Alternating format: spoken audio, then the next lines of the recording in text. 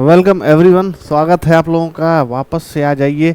Notebook IAS में आ गए हैं हम लोग आपके लिए। यूपीएससी मैथ की जो पीवाईक्यू सीरीज चल रही थी आपके सीसैट एग्ज़ाम से पहले, सभी वो प्रोबेबल क्वेश्चंस जो हम लोग करवा रहे थे, जो एग्ज़ाम्स में आए हुए हैं और जो क्वेश्चंस आने वाले हैं या जो ट्रेंडिंग में क्वेश्चन चल रहे हैं, वो सारे क्वेश्चन जो हम लोग यहाँ कवर कराने वाले थे मेरे भाई, वो क्वेश्चन लेके हम लोग आ चुके हैं। बिल्कुल फ्री ऑफ कॉस्ट आपके लिए फ्री कंटेंट है। इधर जाओ उधर जाओ, पीवाईक्यू खोजो, कहाँ के क्वेश्चंस, किसी के सॉल्यूशन समझ में आएंगे, किसी के नहीं आएंगे। यूपीएससी देखो यार, इज ऑल अबाउट कि आपकी स्ट्रेटजी, आपके प्लान्स कैसे हैं, आप उनको एग्जीक्यूट कैसे कर रहे हैं, प्रेशर को कैसे झेल रहे हैं। अब इतने बड़े बड़े क्वेश्चंस अगर आपने कॉन्सेप्ट नहीं सीखे, आपने उसको करने का तरीका नहीं सीखा, अब भाई वहाँ जाके बैठ गए, एक बार शुरू कर दिया, आधे सवाल तक पहुँचे, उसका आंसर नहीं निकाल पाए। ऐसा क्यों होता है? Because you guys have studied the concept but आप लोगों ने उसकी प्रैक्टिस नहीं करी है। चलिए मान लेते हैं कुछ लोगों ने कॉन्सेप्ट पढ़ा है, प्रैक्टिस भी करी है, लेकिन क्वेश्चन का पैटर्न जो है वो चेंज हो गया, थोड़ा सा भी चेंज हो गया तो आप लोग उसको नहीं कर पाओगे वहाँ पे। तो इसीलिए एक देखो, बड़े बड़े टीचर्स के पास आप चले जाओ, बंदर बन जाओ, इस डाल से उस डाल पे कूदो तो भी कोई फायदा नहीं होने वाला है। ऐसा मैं इसलिए कह रहा हूँ, क्यों? देखो, एक तो पहली बात कि हर टीचर जो भी किसी भी एग्जाम की तैयारी कराता है, चाहे वो रेलवे हो, एसएससी हो, बीपीएससी हो, यूपीएससी, यूपीपीसीएस, एमपीपीसीएस, आरएएस, भतेरो एग्जाम्स, लाइन लगा दो, इतने सारे एग्जाम्स हैं, उनकी तैयारी कराने वाले टीचर्स हैं, लेकिन फिर भी वो उसी ट्रेंड, उसी पैटर्न को फॉलो करते हैं कि भाई उस एग्जाम ने, उस आयोग ने उससे पहले हुए एग्जाम्स में क्वेश्चंस कैसे पूछे हैं। यही एक तरीका होता है उनका पेपर सेट करने का, पेपर में आगे क्या आ सकता है उसको बनाने का। बड़ी बड़ी कोचिंग इंस्टीट्यूट्स को आप फॉलो कर लीजिए, बड़े बड़े टीचर्स को फॉलो कर लीजिए, चाहे वो बेसिक एग्जाम से हो, आप आईआईटी नीट से शुरू करिए, एसएससी से शुरू करिए। सिर्फ पीवाईक्यू ही ऐसा आधार होता है जिससे हम ये बता सकते हैं कि भाई पहले ये आया हुआ था, आगे उस तरह के क्वेश्चंस आने की संभावना है। ठीक है, ऐसा कुछ भाई मैं ऐसे हाथ हवा में करूंगा और कुछ उल्टा सीधा कर दूंगा और नए नए क्वेश्चंस लगवा दूंगा। अभी फेमस जो लोग को होना है, क्या करेंगे? या तो वो इतने इजी क्वेश्चंस करा देंगे कि भाई सबको लगेगा कि ये सर जो है कि एकदम इजी क्वेश्चंस करा रहे हैं, इनका तो एकदम समझ में आ जा रहा है। तो मैं यहाँ पर आप लोगों को गवर्नमेंट जॉब दिलाने के लिए पढ़ाता हूँ, आपके कॉन्फिडेंस को बूस्ट कराने के लिए पढ़ाता हूँ। इसलिए नहीं कि आपको क्वेश्चंस इजी दे दूं ताकि आप 2 मिनट में उसको लगाकर सॉल्व करके अपने आप को सूरमा समझने लगो। ऐसा नहीं है।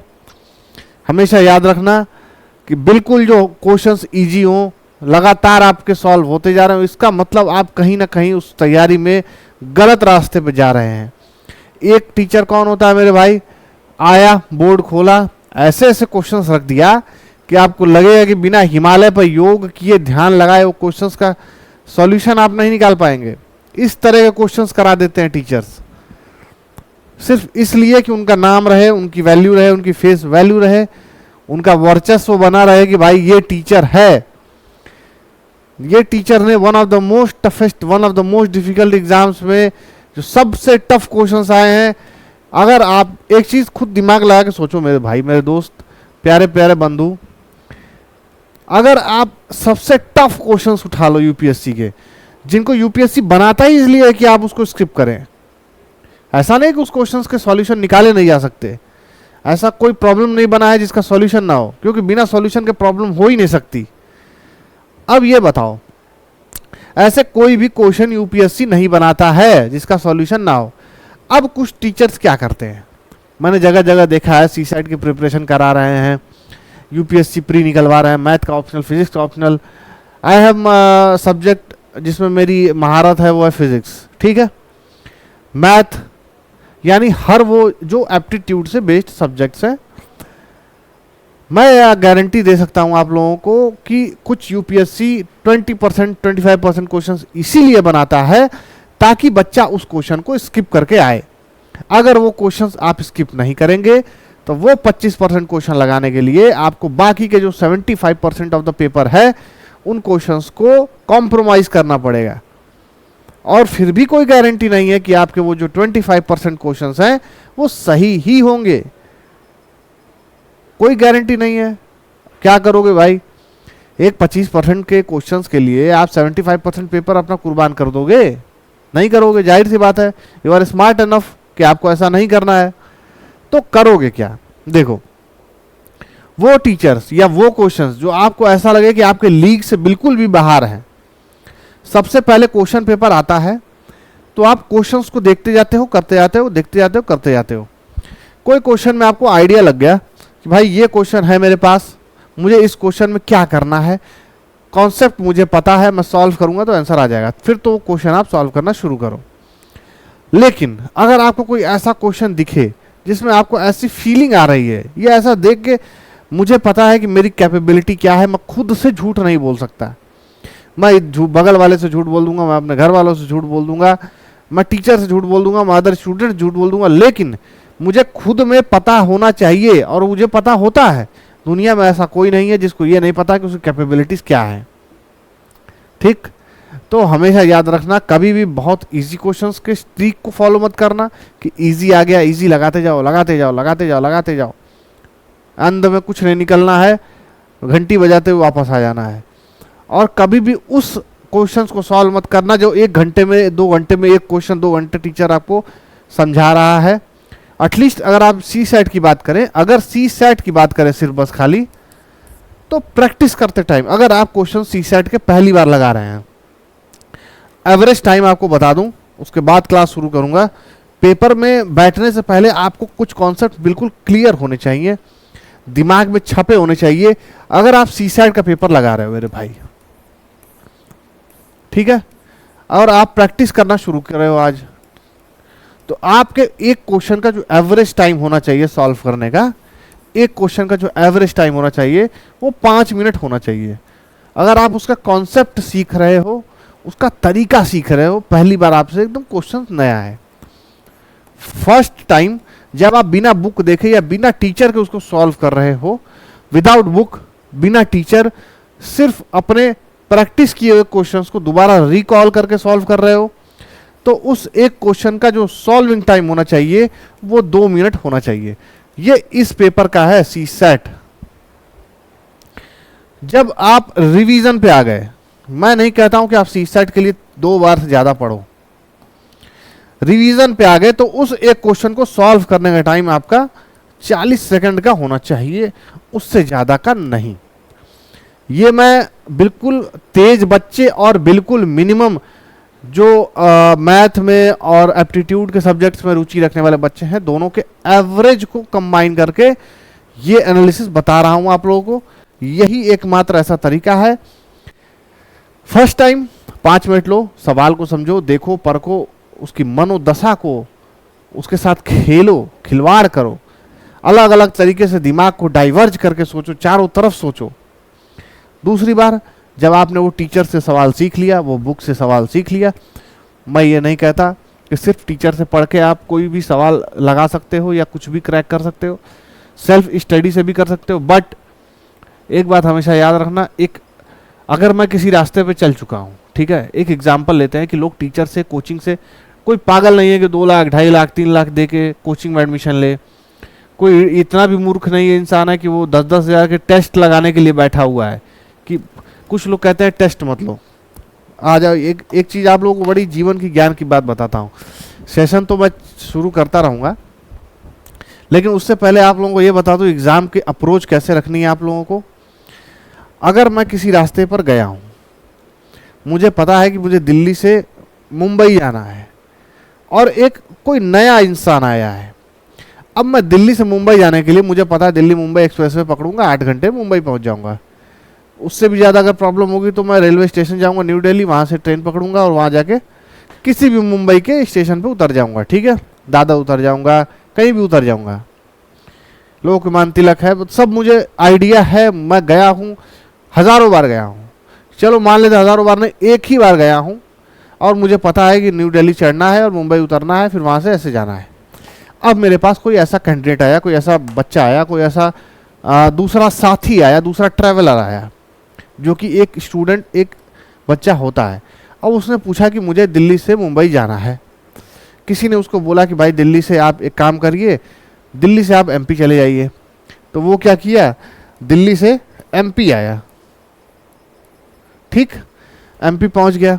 एमपी पहुंच के पूछा भाई एमपी से कहाँ जाना है, तो किसी ने उसको बोला एमपी से आप छत्तीसगढ़ चले जाइए। छत्तीसगढ़ आ गया। अब छत्तीसगढ़ में पूछा भैया यहाँ कहाँ आ गए, तुम वापस दिल्ली जाओ और दिल्ली से मुंबई जाओ। अब जो चीज वो 8 घंटे 10 घंटे 15 घंटे में कर सकता था, उसके लिए वो रास्ता कितना टफ हो गया। चाहे वो दिमाग से कितना भी तेज हो, अगर उसको राइट पाथ नहीं पता है, सही तरीका नहीं पता है, तो वो अपने डेस्टिनेशन पे पहुंचने में 200% लेट हो जाएगा। 200% है कि वो लेट हो जाएगा। कुछ लोग एमपी के बाद हार मान लेते हैं, यानी 1-2 अटेम्प्ट के बाद हार मान लेते हैं। ये जर्नी आपकी यूपीएससी की वही है। आपका पेशेंस, आपका एप्टीट्यूड, आपका तरीका, वे ऑफ अप्रोच तय करता है। कभी भी मेरे भाई किसी से हेल्प मांगने में, किसी चीज़ को सीखने में हेजिटेट मत करना, वरना UPSC is not a piece of cake for you.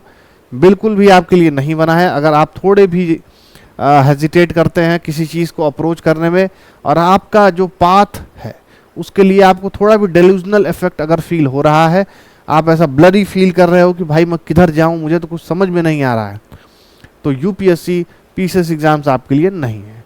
आपको वहाँ बैठकर पूरे शहर के डिसीजंस लेने होते हैं। मैंने क्या बताया था, मैंने आप लोगों को बताया था कि हर शहर में काम करने के लिए कुछ पैटर्न होते हैं, कुछ चीज़ें बनाई गई हैं, कुछ सिस्टम बनाया गया है। एक होता है यूपीएससी का बच्चा जो वहाँ पर डीएम बन के जाता है, डिस्ट्रिक्ट मजिस्ट्रेट, ठीक है। फिर आता है वहाँ पर एक पीसीएस अधिकारी, डीएम हो गया और एसपी हो गया, ठीक है।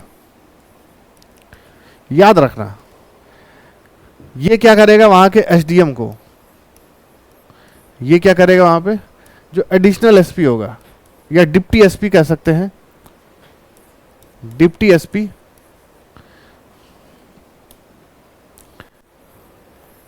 इसको इंस्ट्रक्ट करेगा कि आगे आपको अप्रोच क्या रखनी है। यहाँ से डिसीजन आएगा फ्लो होते हुए, यहाँ थोड़ा बहुत सजेशन दिया जा सकता है, हालांकि देते नहीं है लोग सीनियर्स को, क्योंकि already they are much more higher thinker than जो लोअर डिवीजन के पीपल होते हैं, लेकिन फिर भी एक सीनियरिटी के तौर पे दे देते हैं। यहाँ पर आते हैं आपके एसएससी वाले, ठीक। एसएससी वाले कौन हो गए आपके, जो एक्साइज इंस्पेक्टर हो गए, एक्साइज इंस्पेक्टर हो गए। ये थिंकिंग का काम करते हैं, ये थिंक करते हैं, ये उस चीज को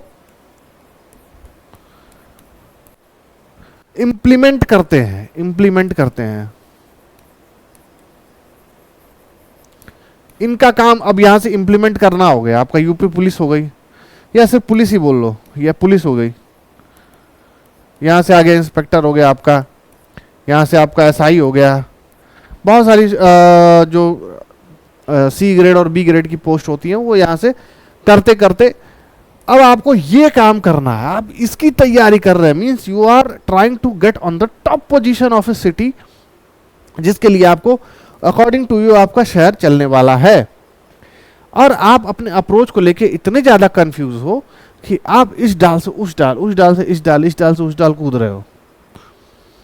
मेरे भाई खुद ही बताओ कि जो बंदा, जो इंसान, जो बच्चा, जो लड़की, जो लड़का अपने लाइफ के डिसीजन को लेके ही सीरियस नहीं है, वो लाइफ में कैसे एक इतना बड़ा डिसीजन ले सकता है कि उसके डिसीजन से पूरा का पूरा शहर वर्क कर रहा है। वो पूरी लाइफ टाइम भी कोशिश करेगा तो वो यूपीएससी या पीसीएस का एग्जाम नहीं निकाल पाएगा। So first make your self clear कि आपको लाइफ में एक चीज को लेके, अगर मुझे कुछ करना है, अगर मुझे यहां से निकल के नीचे जाके चाय पीना है तो मैं चाय ही पीऊंगा, मैं नीचे जाके सिकंजी नहीं पी लूंगा। करेक्ट। ये तो रही आपकी ज्ञान की बातें। समुद्र मंथन करके ज्ञान ले आया हूं मैं। चलिए आज का सेशन शुरू किया जाए। स्वागत है आप लोगों का। Welcome everybody to notebook IAS education for all. Math के लिए हमारे साथ आप जुड़े हैं। UPSC CSAT, UP PCS, MP PCS, RAS और बीपीएससी में आने वाले सभी मैथ के एग्जाम्स के सवाल जो आपने देखे होंगे, उसको कंपाइल करके उसको बेस्ट से बेस्ट सवाल जिनके पैटर्न फॉलो हुए हैं, मेरी बात को गौर से सुनना, वो क्वेश्चन जिनके pattern UPSC, BPSC, UPPCS, MPPCS follow किए गए हैं। जैसे मान लो कोई क्वेश्चन आपके कलर बदल लेता हूं, मान लो कोई क्वेश्चन आपका बीपीएससी में आया, ये मत समझना कि यूपीएससी एक बहुत बड़ा आयोग है, बीपीएससी एक छोटा, नहीं, बीपीएससी का लेवल भी है। अब वो क्वेश्चन यूपीएससी ने फॉलो कर लिया, सेम क्वेश्चन यूपीपीसीएस ने कर लिया, सेम क्वेश्चन एमपीपीसीएस ने कर लिया, सिर्फ चेंजेस क्या किए, नंबर्स बदल दिए। अब एमपीपीसीएस में जो नंबर बदल के सवाल आया था वो फिर क्या किया बीपीएससी ने, अगले साल में डाल दिया। डिट्टो क्वेश्चन एमपीपीसीएस प्री का 4-5 क्वेश्चन तो मैं आपको ऐसा दिखा दूंगा जो कि बीपीएससी ने डिट्टो कॉपी किया है, और ये वो क्वेश्चन है जो बीपीएससी में 5 साल पहले आए थे, जिसको यूपीपीसीएस ने और सीसैट वालों ने कॉपी किया था। क्या कह सकते हैं, मोह माया का जाल बिछा कर रखा है यहाँ पर आयोग के एग्जामिनेशंस ने। खैर अभी तो आप लोगों को मैं मिल चुका हूँ, या तो आपके पास मैं रह सकता हूँ, या तो आप लोगों के पास डर रह सकता है। अगर मैं हूं तो यूपीएससी, यूपीपीसीएस का डर नहीं होना चाहिए। करेक्ट है? तो शुरू करें मेरे प्यारे प्यारे बच्चों, दुलार दुलारे बच्चों, आज की वीडियो। आज आप बीपीएससी 2016 का सवाल देखते हैं, बड़ा ही प्यारा सा सवाल है। आकांक्षा, ओ आकांक्षा, हे आकांक्षा और अभिलाषा, मुझे तुम्हारी अभिलाषा है, can complete a work working independently. दोनों में झगड़ा हो गया और दोनों अलग अलग काम कर रहे हैं, दोनों ही अलग अलग काम कर रहे हैं इन 8 days एंड 12 days। यानी आकांक्षा कुछ ज्यादा मेहनत वाली लग रही है, जिम में जाती होगी, है जिम जाती होगी और भाई दूध दही का खाना। अभिलाषा बेचारी थोड़ी सी पापा की परी लग रही है, इसीलिए वो 12 दिन में वो काम कंप्लीट करती है। How long will it take for both to complete the work working together. अब दोनों में हो गया मेल मिलाप, ये हुआ भाई अभिलाषा जी और आकांक्षा जी आप लोग एक साथ काम करिए। Before approaching to the question let us understand the concept. मान लो ए कोई काम, मुझे थारा रंग पसंद ना आयोग, ए कोई काम करता है एक्स डेज में। कॉन्सेप्ट को समझने की कोशिश करना, हालांकि ये थ्योरी क्लासेस नहीं है, फिर भी क्वेश्चंस को अप्रोच कैसे करना है, हो सकता है आपका कॉन्सेप्ट दूसरा हो, मेरा कुछ और हो। बी कोई काम करता है वाई डेज में,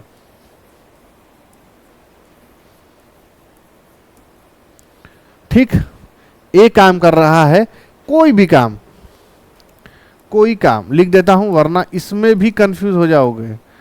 कोई काम, ये भी कोई काम कर रहा है एक्स डेज में, और बी कर रहा है वाई डेज में। अब एक्स ए का एक दिन का काम, एक दिन का काम 1/x हो जाएगा, ओके। बी का एक दिन का काम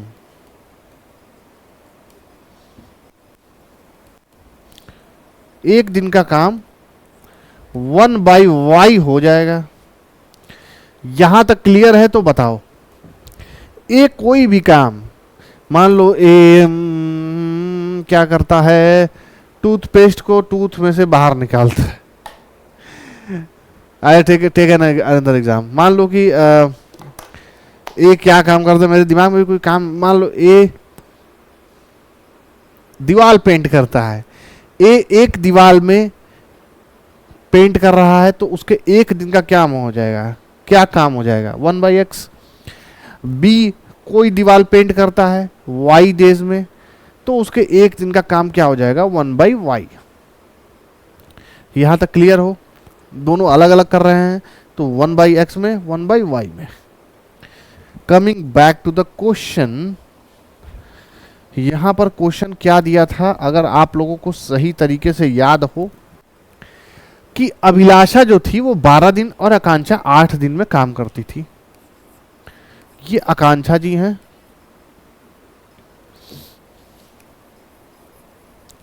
और ये अभिलाषा जी हैं।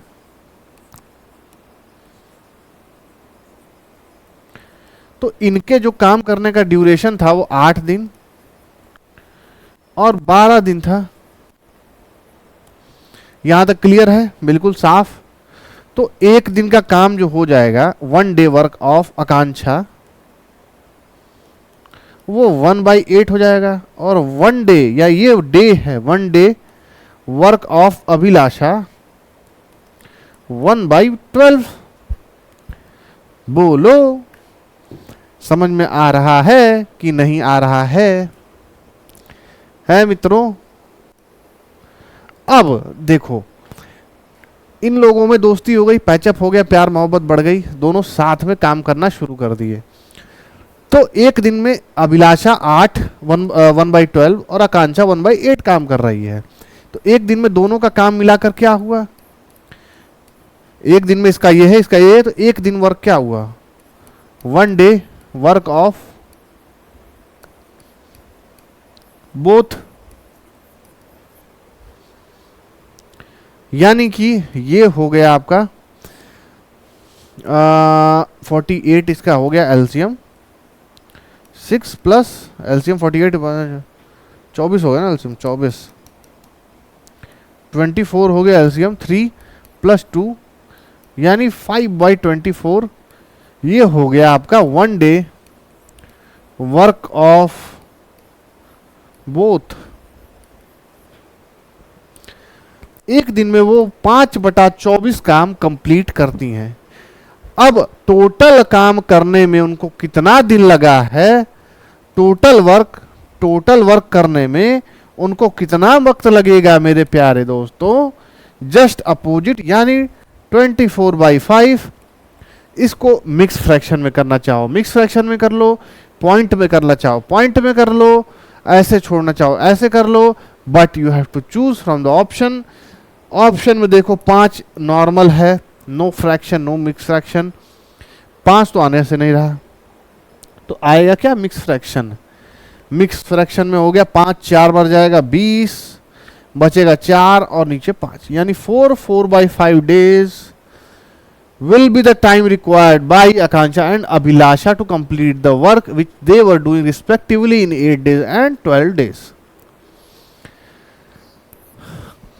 कितने लोग ऐसे हैं जिनको मिक्स फ्रैक्शन नॉर्मल फ्रैक्शन का फर्क नहीं पता है, तो बता दिया जाए। मान लो मेरे पास 10, मान लो मेरे प्यारे प्यारे दोस्तों मेरे पास 10/3 दिया है। अब 10 मुझे पता है कंप्लीटली 3 से डिवीजन तो होगा नहीं, तो मैं पॉइंट से करूंगा तो 3.333333 ये जाता जाएगा, ठीक है। अब अगर मुझे पॉइंट में नहीं लाना है तो मैं इसको डिवाइड करूंगा 3 से, 3 बार जाएगा 9, बचेगा क्या 1। अब मुझे मिक्स फ्रैक्शन में लिखना है तो मैं 1 कहाँ लिख दूंगा, यहाँ। डिवीजन कितने से हो रहा है, यहाँ। पहले जिससे डिवाइड कर रहे हो वो लिखो, फिर उसके बाद 1 लिखो, जितना रिमाइंडर बच रहा है। और कितनी बार ये गया, 3 × 3 + 1। क्लास नंबर 1 में ही मैंने आप लोगों को ये चीज समझा दी थी कि 3 × 9 + 1 10, यानी कि ये 10/3 हो गया। एक और एग्जाम्पल ले लेते हैं, मान लो यहाँ पर 74/9 है, तो क्या करेंगे, 9 74 को जब डिवाइड करेगा तो 8 बार जाएगा 72, बचेगा 2। तो रिमाइंडर मुझे पता है सबसे ऊपर आता है, नीचे जो था जिससे डिवाइड हो रहा था, और ये तो 9 × 8 72 + 2 + 74, तो ये हो गया मेरे भाई क्या, 74/9। ये हो गया आपका कॉन्सेप्ट, समझ में आ गया कैसे मिक्स फ्रैक्शन नॉर्मल फ्रैक्शन में कन्वर्जन करना है। ठीक है, ठीक है भाई, क्वेश्चन नंबर 1 क्लियर हो गया आप लोगों का। आगे बढ़ें अगले सवाल के ऊपर। ये तो रहा कैलकुलेशन, ये भी कैलकुलेशन, ये भी कैलकुलेशन। हाँ ठीक है, सी सेट 2012 का ये सवाल है।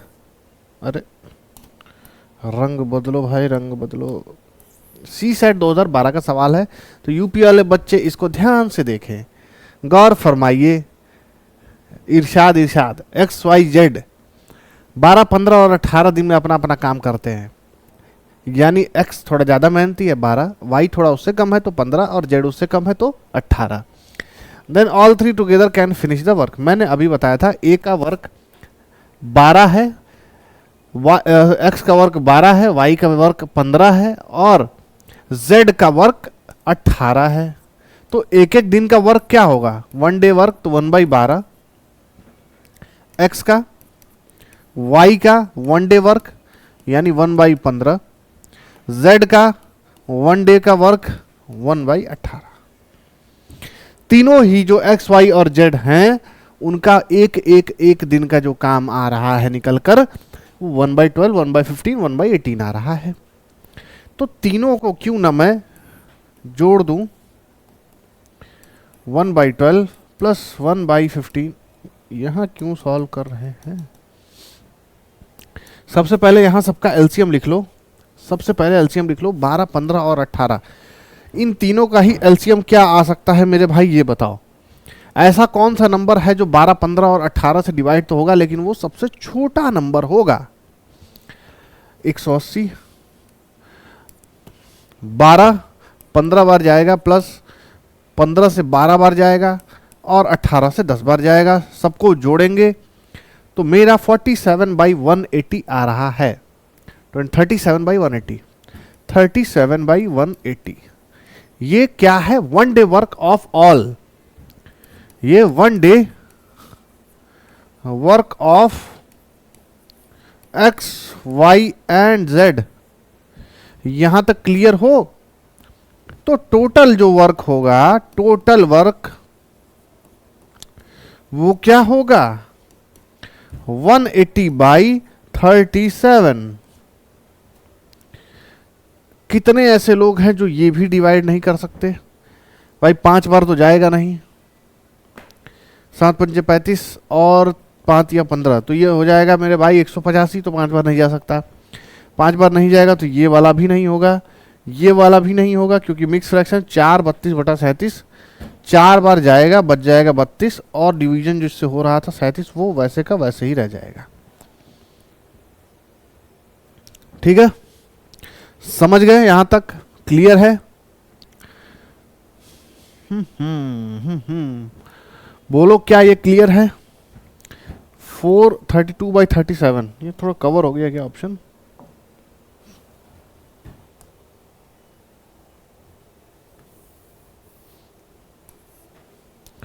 फोर 32/37। आगे बढ़े अगला सवाल। A man completes 7/8 of a job in 21 days। मतलब कि अगर 8 काम आपको मिले मेरे भाई, मैंने आपको 8 काम दे दिए, आपने उस 8 में से 7 काम 21 दिन में कर दिए। How many more days will it take him to finish the job if the quantum of work is further increased by 50%? CSAT 2021 का सवाल है, आसान मत समझना आसान मत समझना इसको।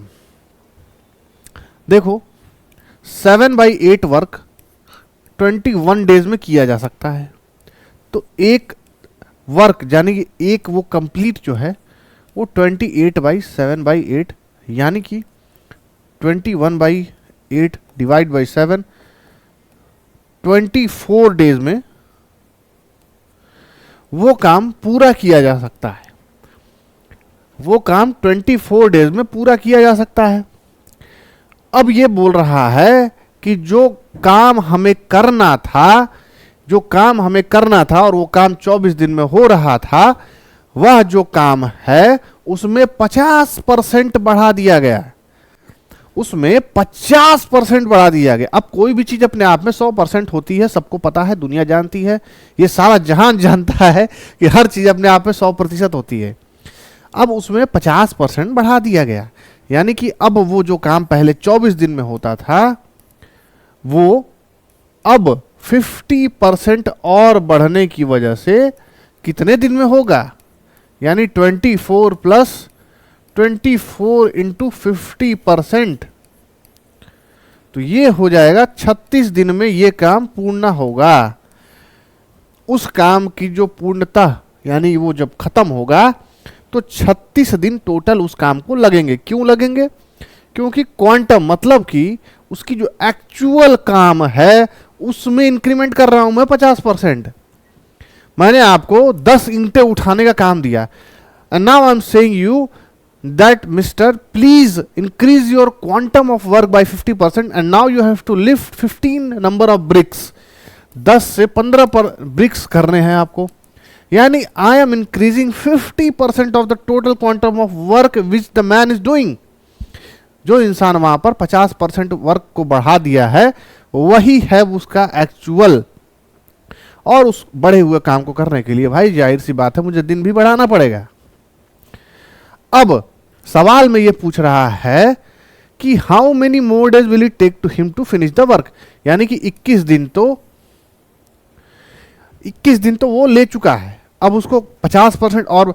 भैया आपको मैं काम दिया कि भैया 10 ईंट जो आपको उठाकर रखनी है, आपने 10 में से 8 उठा के रखी, जब लास्ट के 2 ले जाने थे तब मैंने बोला कि भैया 10 नहीं 15 करना है। दिमाग भन्न एक तो ये आदमी जहां मुझे दिख जाता है मेरा दिमाग और खराब हो जाता है, ऐसा ही सोचोगे आप, ठीक है। उसी तरह यहां हुआ, 21 दिन काम करने के बाद ये पता चला उसको कि 24 नहीं 36 दिन में काम खत्म होगा। अब 36 दिन में खत्म होगा, 21 दिन का वो कर चुका है, तो शेष उसके पास 15 दिन और काम उसे करने पड़ेंगे। 15 दिन वो और भी ज्यादा काम करेगा। ऑप्शन नंबर डी 15 दिन और। करेक्ट, क्लियर, साफ साफ दिख रहा है और अच्छा समझ में आ रहा है या नहीं आ रहा है बोलो। अगर आ रहा हो तो आगे बढ़े। ए बी यानी अमन एंड भानु कोई भी काम मिलकर करते हैं 5 दिन में, वाह। भानु और सी फॉर चंदन कोई काम नहीं, उसी काम को मिलकर करते हैं 3 दिन में। चंदन और अमित एक उसी चीज को 6 दिन में करते हैं। तो how much time will they take to complete the work if A B and C, यानी तीनों अगर साथ में काम करते हैं अमित भानु और चंदन तो कितना समय लगेगा। देखो ए प्लस बी कितने दिन में करते हैं 5 दिन में, बी प्लस सी कितने दिन में करते हैं 3 दिन में, सी प्लस ए कितने दिन में करते हैं 6 दिन में। अब देखो यहां देखोगे तो एक प्रॉपर्टी आप लोगों को समझ में आएगी, क्यों ना तीनों को एक एक दिन का काम निकाला जाए तो इसके एक दिन का काम हो जाएगा 1/5, इसके एक दिन का काम हो जाएगा 1/3, इसके एक दिन का काम हो जाएगा 1/6, यानी ए बी मिलकर एक दिन में 1/5 काम करते हैं, बी सी मिलकर एक दिन में 1/3 काम करते हैं, सी ए मिलकर एक दिन में 1/6 काम करते हैं। अब सबको ऐड कर दो, ए बी सी और सी ए को, यानी 2a प्लस बी प्लस सी बराबर 1/5 प्लस 1/3 प्लस 1/6, 1/5 प्लस 1/3 प्लस 1/6। ऐसा कोई नंबर जो कि 6, 5 और 3 से डिवाइड होता हो और वो सबसे छोटा नंबर हो, ऐसा कौन सा नंबर है, यानी उसका एलसीएम 6, 5, 30, तो 6 प्लस 10 प्लस 5 हो गया आपका 21/30। यहां तक बताओ क्लियर है तो आगे बढ़ूं, वरना इसको दोबारा से रिपीट करूं।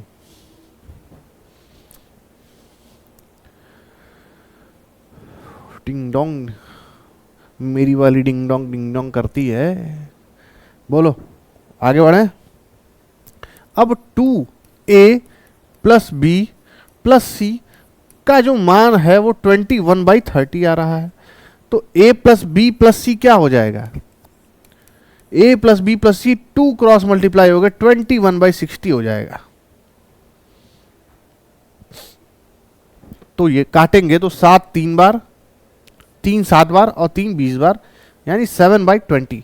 ए बी और सी के एक दिन का जो काम है वो 7/20 है। अब एक दिन का काम तो इतना है, तो टोटल वर्क क्या हो जाएगा? Total work A B C का टोटल वर्क हो जाएगा 20/7। सबका अपोजिट करते जाओ, यानी 2 बार 14 बचा 6 और नीचे 7 ही रहेगा। टू कंप्लीट 6/7 हो जाएगा ए बी और सी अगर साथ में काम करते हैं तो। आगे बढ़े। A contract is to be completed in 92 days and 234 men set to work. मतलब कोई भी एक काम है, कॉन्ट्रैक्ट मतलब कोई एक काम दे दिया गया, अब उसको 234 आदमी each working 16 hour a day, एक आदमी 16 घंटे काम करता है और टोटल जो आदमी काम करने वाले उनकी संख्या 234 है। वो काम 92 दिन में खत्म होना है। आफ्टर 66 डेज, 66 दिनों के बाद 4/7 of the work is completed. ठीक है, इस सवाल को लगाने से पहले एक फॉर्मूला बता दूं। MDH मसाले सच सच, MDH MDH, ये मत समझना कि ऐड कर रहा हूं, फॉर्मूला याद करा रहा हूं। फॉर्मूला बता रहा हूं कि MDH मसालों से इसका फॉर्मूला याद रखना, MDH/WR। अब पूछोगे भाई ये MDH क्या है? MDH वो मसाला है जो खाने में बनाते समय आप लोग डालते हैं। मतलब कि total number of man, total number of duration of the day और टोटल नंबर ऑफ आवर्स जितना उन्होंने काम किया। W मतलब द वर्क एंड R मतलब the amount of revenue that they earned. ठीक है, W मतलब वेज और R मतलब उन्होंने कितना कमाया। क्लियर हो? तो सवाल देखो। अब देखो यहां M1 क्या है? M1 क्या है? यानी टोटल नंबर ऑफ मेन कितने लगे हुए हैं? 234। क्लियर? D मतलब कितना, D कितने डेज लगेंगे? 92 डेज लगेंगे। टोटल नंबर ऑफ आवर्स कितने यूज हो रहे हैं? 16, यानी MDH मसाले तो आ गए मेरे पास। टोटल नंबर ऑफ वर्क कितना है? 4/7।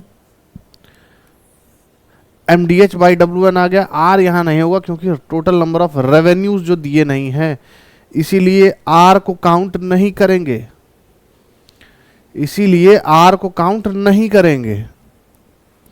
अब आ जाओ M2 पर।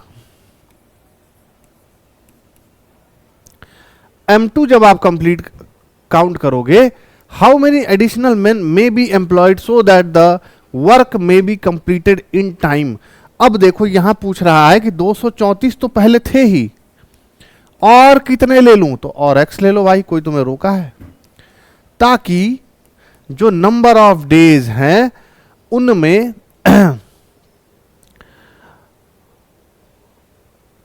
66 दिन जो पूरे हो चुके हैं, 66 दिन पूरे हो गए हैं, तो टोटल नंबर ऑफ जो डेज था वो 92 - 66, वो हो जाएगा मेरे भाई आपका 6 और 2, 26 दिन और दिनों की संख्या बची हुई है। बोलो यहां तक समझ में आया या नहीं आया?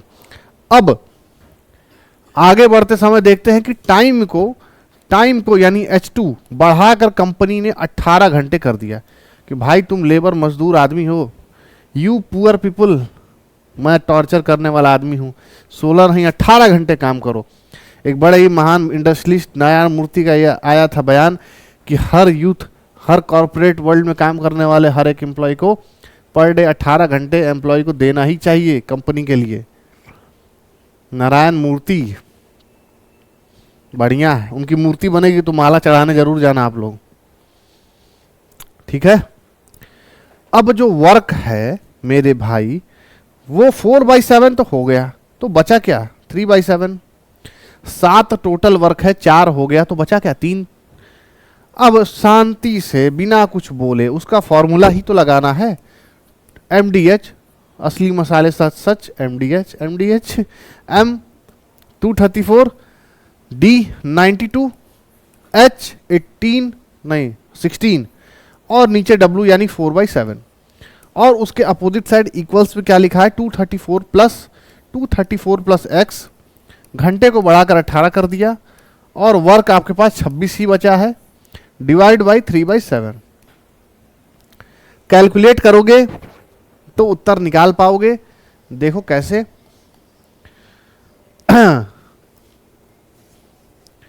3/7 और 4/7 का क्रॉस मल्टीप्लाई करो, 234 इंटू 3/7 इंटू 92 इंटू 16।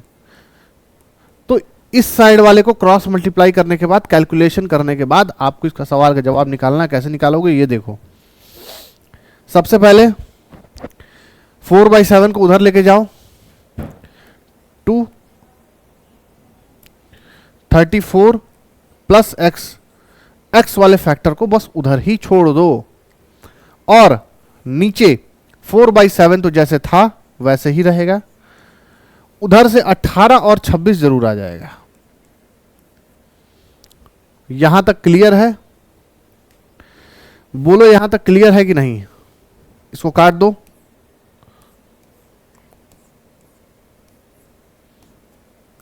ये हो जाएगा 396 बराबर 234 प्लस x। तो x की जो वैल्यू आ जाएगी वो लास्ट में 2 होनी चाहिए। तो 396 में से मेरे भाई 234 जाएगा तो क्या बचेगा 2 6 और 1 162। ऑप्शन नंबर सी हो जाएगा। बताओ क्या ये समझ में आ गया इतना या नहीं आया? ठीक है, आ गया आपका उत्तर 162 दिन लगेंगे। आगे बढ़ते हैं अगले सवाल के ऊपर। 3 workers can do a job in 12 days, 2 of them work twice as fast as the third. मतलब एक है गधा और 2 हैं तेज भागने वाले, एक खरगोश, 2 खरगोश है, एक कछुआ है। How long would it take for one of the faster workers to do the job himself. मतलब कि देखो 2 फास्ट वर्कर हैं, तेज काम करते हैं, ये क्लास के फ्रंट बेंचर्स हैं, मान लो IITians हैं, ये इन्होंने IIT की है, बीटेक किया है, दिमाग तेज हैं, MBA कर रहे हैं, मजे ही मजे आ रहे हैं जीवन में। वो अलग बात है, गरीबी देख रहे हैं बेचारे, सब गरीबी कराती है। इतने गरीब थे हम लोग कि घर में पहले 4 रोटी आती थी, हम 10 लोग, माँ बाप बेचारे मजबूरी में चारों खुद खा जाते थे। अब हम इस गरीबी में निकलकर काम मजदूरी करते हैं ताकि वो लोग अब पिज्जे बर्गर खा सके। रोटी अभी भी नहीं देते हैं वो लोग, ठीक है।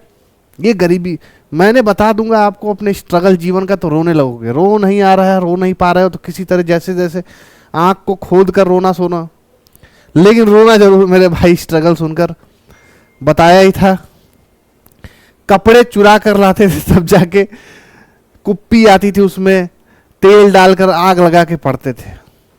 ये स्थिति थी हमारे स्ट्रगल की। खैर आज हम आपके सामने ला चुके हैं ये क्वेश्चन। स्ट्रगल करते करते लाइफ में इतनी स्ट्रगल थी कि रोटी चावल नहीं मिल रहा है, पिज्जा बर्गर खा के काम चला रहे हैं। रात में भूख लग रही तो ऑर्डर करना पड़ रहा है, घर में बनाने के लिए गैस नहीं, इतनी गरीबी।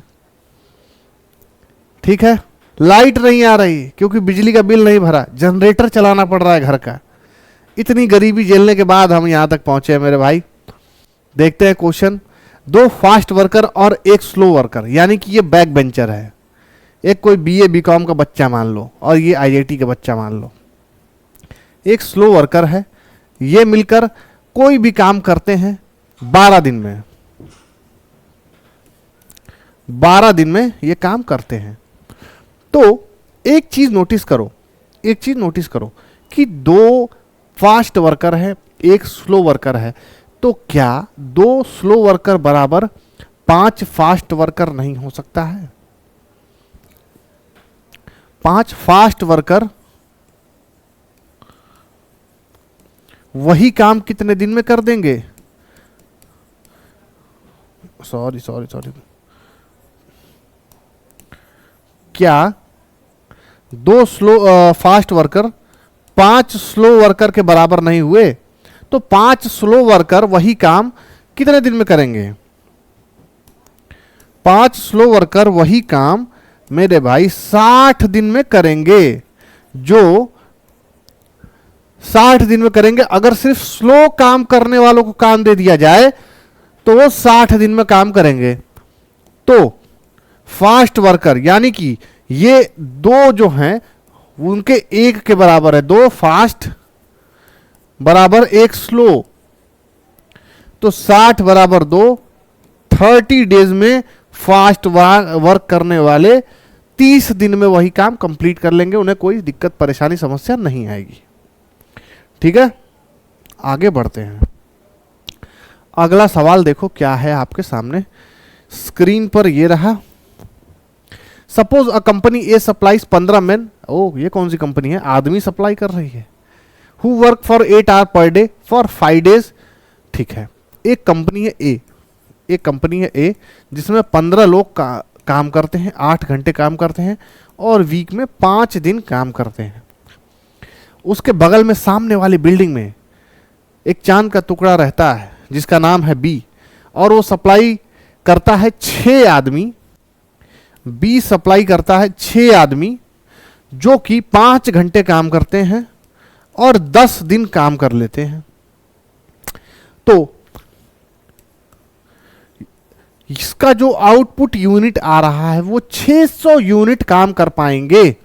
600 यूनिट, इसको आप सिर्फ वर्क में देखो कि वर्क कितना निकल रहा है, इतने आदमी इतने घंटे इतने दिन काम कर रहे हैं तो 600 यूनिट काम हो रहा है।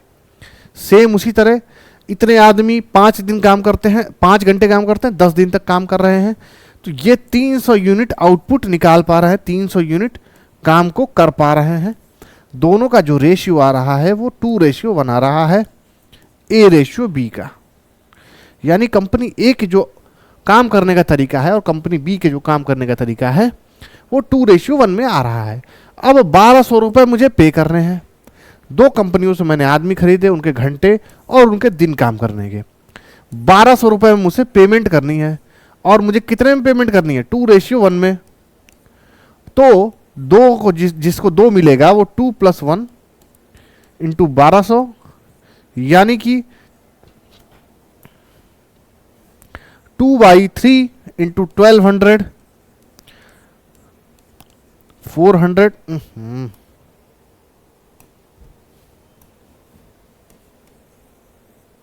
तो ये 800 मिल रहा है किसको?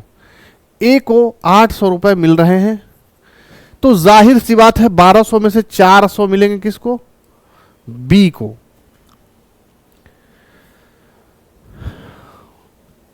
तो ए का जो उत्तर होगा वो ऑप्शन नंबर ए यानी 800 हो जाएगा। अगर यहां पर एक जगह बी भी पूछा होता तो मुझे पता है आप लोग निकाल लेते, क्योंकि उसका उत्तर 400 हो जाएगा। अगर ए का आ गया तो बी का आ जाएगा। अगर यहाँ डायरेक्ट बी का ही निकालना होता तो कैसे निकालते?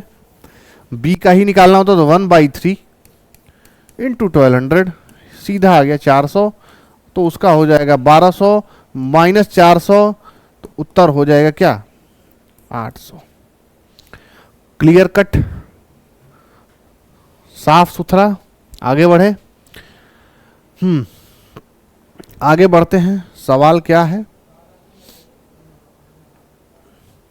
9 आदमी 1/3 काम कर लेते हैं, 8 दिन 8 घंटे काम कर गए।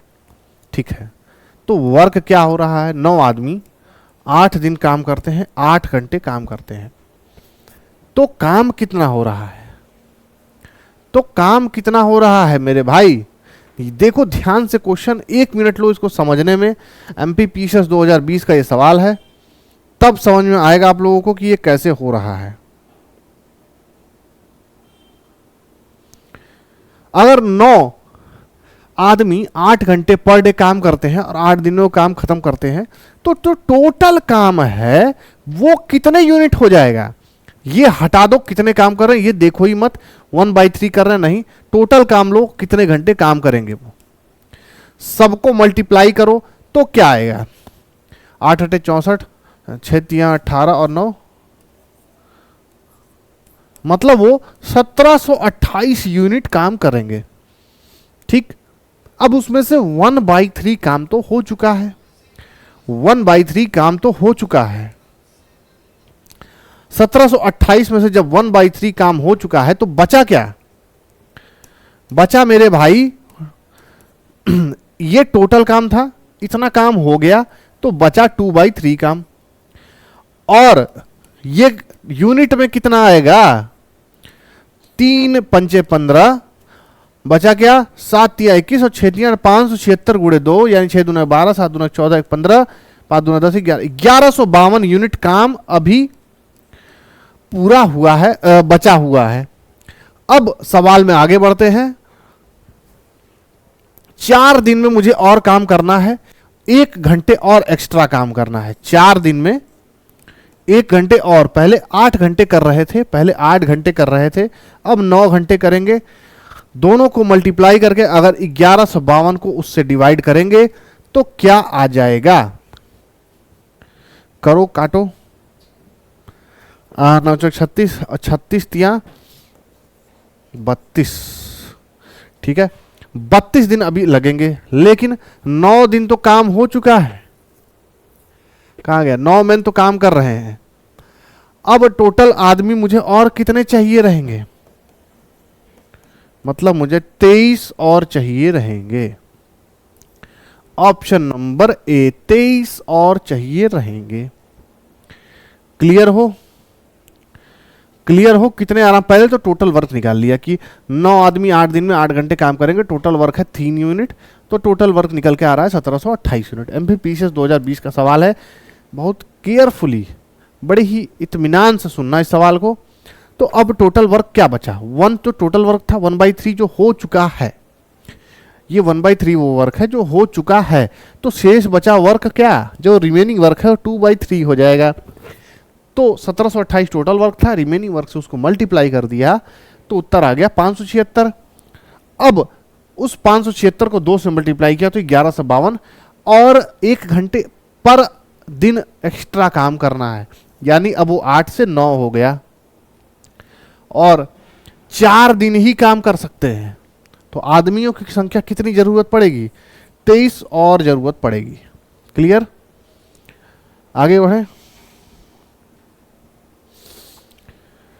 हाँ, अब आ गए पाइप एंड सिस्टर्न वाले सवालों पर। थोड़ा सा कॉन्सेप्ट बदल जाएगा यहां से। पाइप एंड सिस्टर्न वाले सवाल हैं ये। A reservoir can be filled by 2 pipes A and B in 15 घंटे 2 घंटे। बड़ा ही इसका तरीका अच्छा है सवाल का, देखो।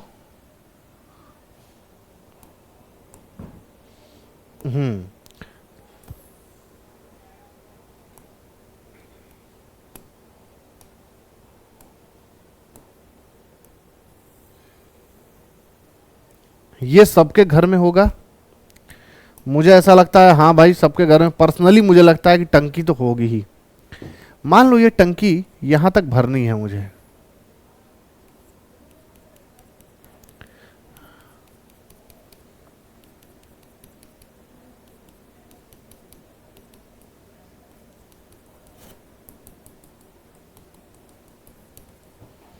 ये टंकी मुझे, चलो यहां तक नहीं, यहां तक भरनी है।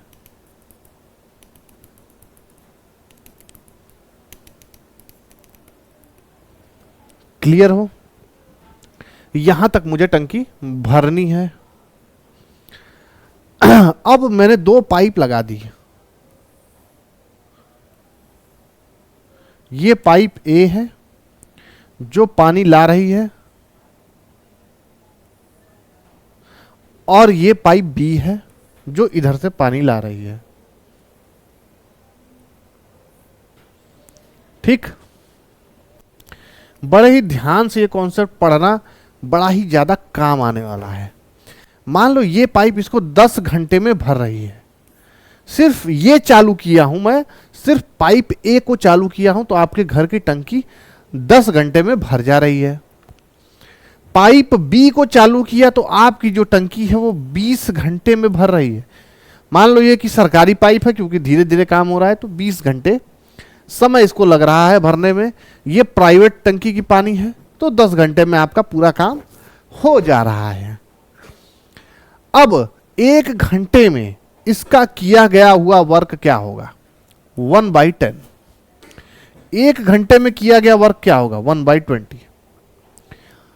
तो अगर दोनों साथ में चलें तो 1/10 प्लस 1/20 एलसीएम हो जाएगा 20, और 2 प्लस 1 3/20, तो 20/3 यानी कि 6 2/3 दोनों एक साथ चलें तो 6 घंटे और 2/3 टाइम में इसको पूरी तरह से भर देंगे। ये रहा आपका इसका कॉन्सेप्ट। अब इसका देखते हैं सवाल। फिर से वही सवाल है। ये एक रिजर्वायर है। रिजर्वायर को भाई मुझे भरना है, रिजर्वायर को पूरी तरह से भरना है।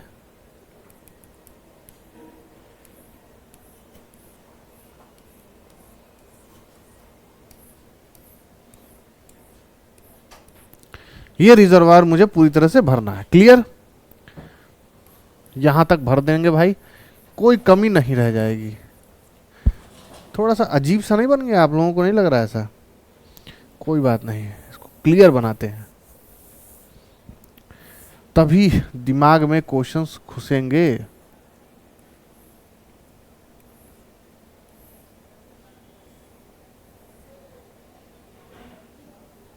ठीक है, मुझे यहां तक रिजर्वायर को भरना है।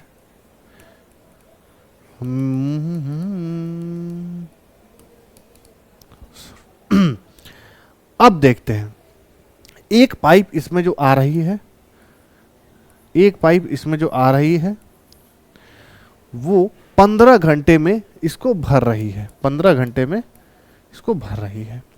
दूसरी जो पाइप है, यानी कि जो नीचे से आ रही है, जो नीचे से आ रही है, वो फ्लो कम होने की वजह से 20 घंटे लेती है इसको भरने में।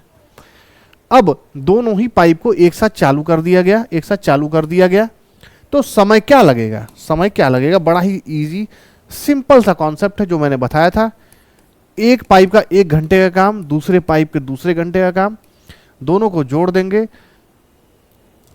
मेरी बात याद रखना, एक बार रेसिप्रोकल करेंगे तो आंसर निकालते समय वापस उस रेसिप्रोकल को सीरियसली चेंज करना पड़ता है। ठीक है?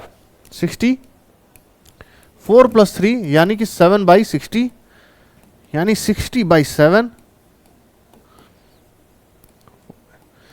मुझे 8 घंटे 4/7 टाइम लगेगा टोटल इस रिजर्वायर को भरने में। बताओ समझ में आया या नहीं आया?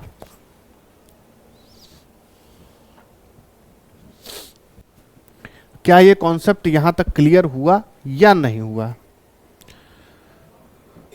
भाई एक पाइप लेती है 15 घंटा, एक पाइप लेती है 20 घंटा।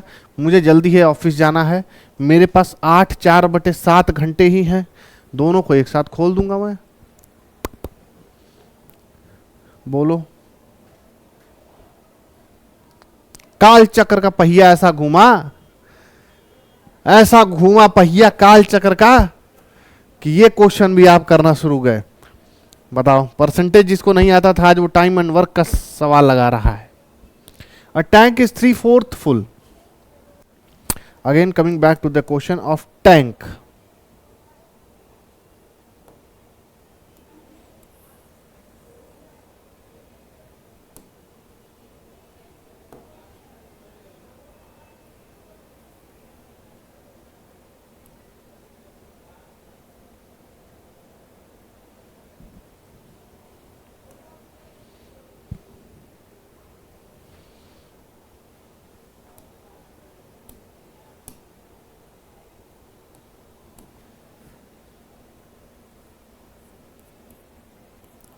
क्योंकि फिगर से आपको दिमाग में ज़्यादा अच्छे से ये पिक्चराइज हो पाएगा कि ये सवाल आपसे कह क्या रहा है। देखो, ये जो टैंक का टोटल कैपेसिटी था वो 4 था, और यहाँ तक ये 3 है। मतलब कि ये जो टैंक है वो 3/4, यानी कि टोटल जो हिस्सा था यहाँ तक वो तो 4 था, और यहाँ तक जो हिस्सा है वो क्या है, 3 है। तो इतना भरा हुआ है, 3/4 भरा हुआ है। अब आ जाते हैं सवाल पर। Tank is 3/4 full, a pipe A can fill the tank in 12 minutes.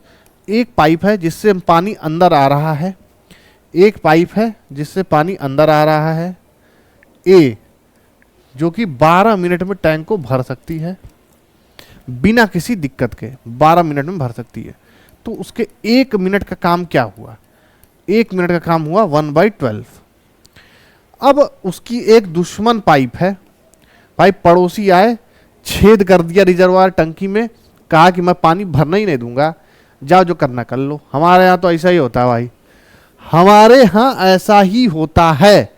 हम पाइप को भरने नहीं देंगे बल्कि खाली और कर देंगे। और उसने बी पाइप लगा दी जो कि 8 मिनट में ही खाली कर देगी। जाओ कर लो जो करना है, कर लो जो करना, मैं नहीं सुधरना, आगे बढ़े।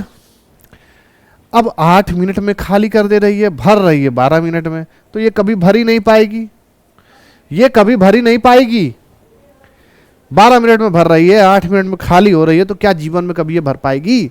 अगर आप 10 तक पढ़ो और 15 तक भूल जाओ तो आप कभी जीवन में आगे बढ़ पाओगे नहीं। ठीक, तो ये खाली कितने देर में कर देगी, यानी 1/8 माइनस 1/12, एलसीएम क्या हो जाएगा 24, 3 माइनस 2 यानी 1/24, और उसको वापस से करेंगे रेसिप्रोकल तो 24। 24 minute is the time that is taken by the reservoir to be emptied. लेकिन जबकि ये टैंक पहले से ही 3/4 फुल था, पूरे टैंक को खाली होने में ना इतना टाइम लग रहा है, तो 3/4 तो ये पहले से ही फुल था, तो ये 18 मिनट ही लगेगा। इतना तो खाली ही था, ये हिस्सा तो खाली ही था, 1 हिस्सा तो खाली ही था, तो 1 तो और धीरे धीरे जो है कि पूरा खाली करने में 24 मिनट, तो 1 तो पहले से ही खाली था, तो 3 हिस्सा ही उसको खाली करना है। तो 18 minute is the time taken by the pipe B.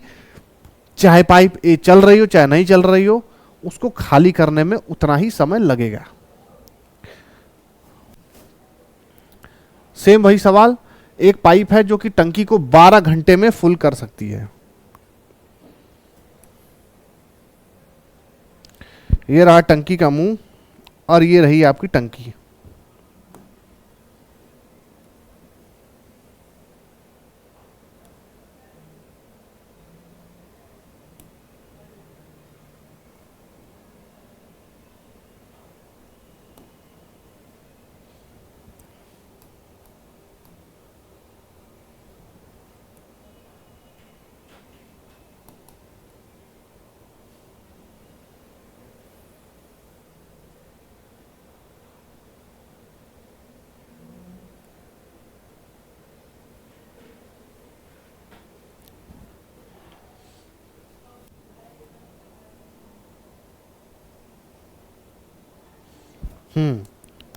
ये रही आपकी टंकी।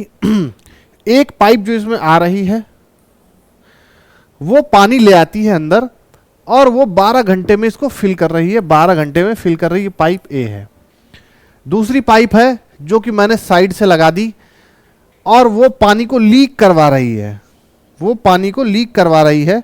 और वो लीक कितने देर में करवा देती है, भरी हुई टंकी को 16 घंटे में, वो भरी हुई टंकी को 16 घंटे में लीक करवा देती है। और प्रेजेंट टाइम में यानी अभी घर की टंकी भरी हुई है, तो कितना समय लगेगा उसको लीक को खत्म कराने में। ए पाइप पानी भर रही है 12 घंटे में, तो 1 घंटे का काम इसका 1/12 यानी 1/12। बी पाइप खाली कर रही है 16 घंटे में, तो 1 घंटे का काम 1/16 यानी कि उसके खत्म होने का समय 1/12 माइनस 1/16। एलसीएम हो जाएगा मेरे भाई 48। 12 और 16 का एलसीएम क्या होता है, सबसे छोटा नंबर जो 12 और 16 दोनों से डिवाइड हो रहा हो, 48। 12 चौक 48, 16 3 48 यानी 1/48। फिर से रेसिप्रोकल कर दो इसको, तो 48 आवर्स इज द टाइम जो लगेगा उस टैंक को पूरी तरह से खाली होने में। ठीक है, आज के लिए बस इतना ही रखते हैं। तब तक के लिए आप लोगों से अनुमति चाहूंगा। फाउंडेशन बैच एनसीईआरटी बाईलैंग्वेल है भाई, हल्के में ले रहे हो क्या? हिंदी और इंग्लिश दोनों बोलते हैं। Class 6 to 12 basic to advance सभी चीज़ों हर टॉपिक को कवर करके चलता है हमारा वीडियो। ऐप से प्ले स्टोर से वीडियो डाउनलोड करने के लिए ये QR कोड स्कैन करें। सभी यूपीएससी और पीसीएस एग्जाम्स के लिए बहुत ही महत्वपूर्ण है। टेस्ट सीरीज के साथ नोटबुक आईएएस के साथ जुड़े। टेक्स्ट बुक से अपनी ये टेस्ट सीरीज से मेरे भाई यार जवान फंबल कर रही है मेरी, क्यों? क्या मेरा मुंह चाय मांग रहा है? नहीं, टेस्ट सीरीज के साथ अपनी तैयारी को भांपिए। नोटबुक आईएएस के पास बेहतरीन से बेहतरीन कंटेंट और क्वेश्चंस अवेलेबल हैं। देखिए आपकी तैयारी कहाँ स्टैंड करती है। चलिए, अब यहाँ तक वीडियो देखा है तो थोड़ा कुछ काम हमारे लिए भी कर दो। लाइक करो, शेयर करो, सब्सक्राइब करो और घंटी का जो सिंबल देख रहा है उसको बजाओ भाई। वीडियो आते ही पता चल जाएगा। तब तक के लिए bye, love you all, good night.